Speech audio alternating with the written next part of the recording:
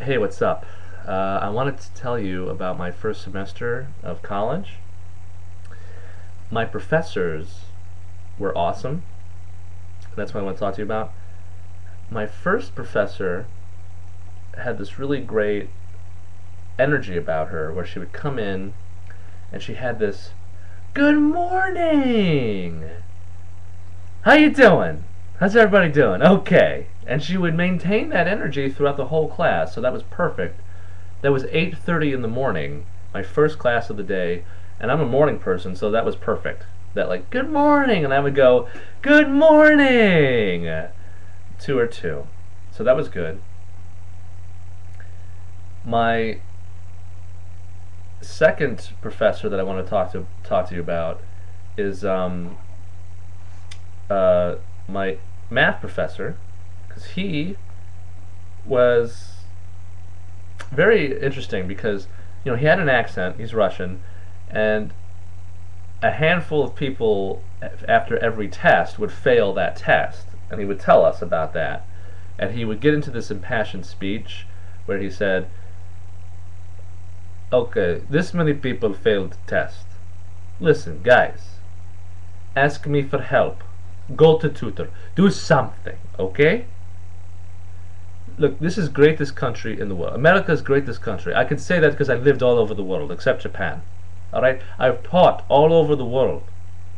I have taught in Sahara Desert. In desert, people have nothing, but they're working like crazy because they want to have some small amount of success. Okay, please ask me question. Do something. We only have 3 more tests and then the final, and that's it. That's it." That was every impassioned speech.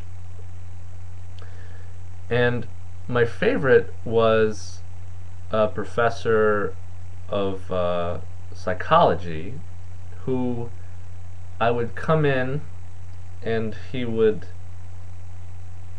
say good morning, the exact opposite of the first teacher.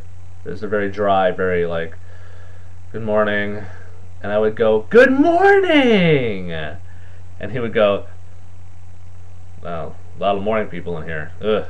Okay." And he would laugh. He had a great dry sense of humor, which I loved. So he was my favorite professor. And I'm going to give you some examples of why that is. Because he was funny, in a dry sense of humor kind of way. There's this question that students will ask professors that is unbelievable. And I saw a video of it. It was called A Professor's Fantasy, where the student comes up and says to the professor, "I missed class on Friday. Did we do anything important?" "No, we did nothing important. We noted that you were absent and canceled class." "Really?" "No. We went over chapter 3, which is going to be on the final exam, you lazy moron." And a couple of students actually asked my psych professor that very question. "I missed class on Wednesday. Did we do anything important?" "No, we just fucked around." He actually said that. He actually said that to their face. "I missed class on Wednesday. Did we do anything important?" "Nope, we just fucked around."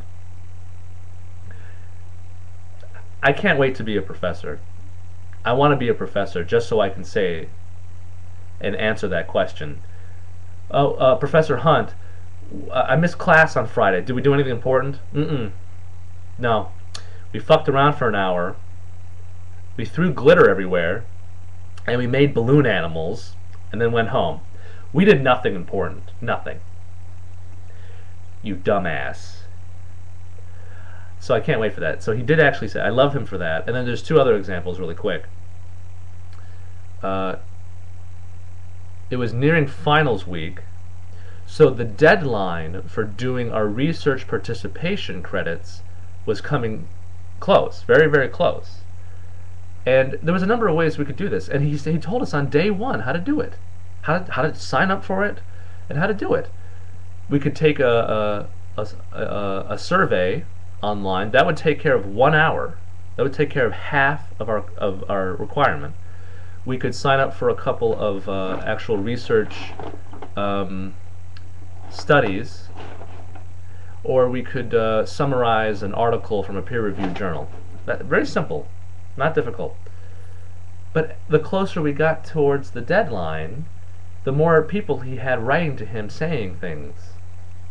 Dumbass things. And he told us about it in the class. Again, this is a giant lecture hall full of 200 plus students. And here's what he said. He told us, yeah, I'm getting emails from students saying, oh, I didn't hand in my research participation on time. What should I do? Kill yourself. Just kill yourself. He actually said that to us, not to those students. Not to the students. He didn't write that to the students. But I fucking love this guy for that. Oh, I didn't hand it in on time. What should I do? Kill yourself. Yeah. Go home and open a couple of veins up in the bathtub. Just kill yourself, okay? You fucking moron. The second thing was, it was on the last day of class before finals week, he brought in a post-it note that he got from a student, a purple post-it note. He put it on the overhead projector so we could all see it on these giant screens, these two giant screens on either side of the room, and we read what it said, which was, I'm really sorry for being an ass clown.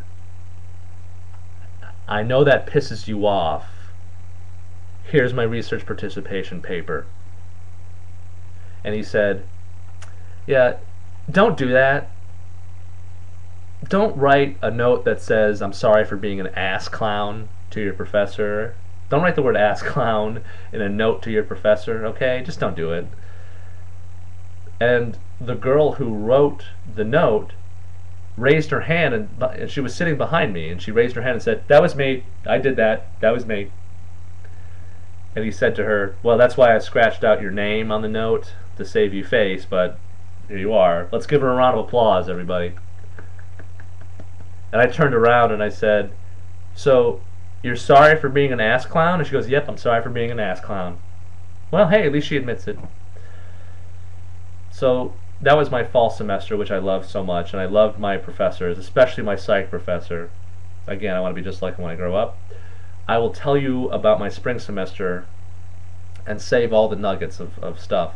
And I'll tell you more about my fall semester, because there's more. Oh, there's more. So, peace.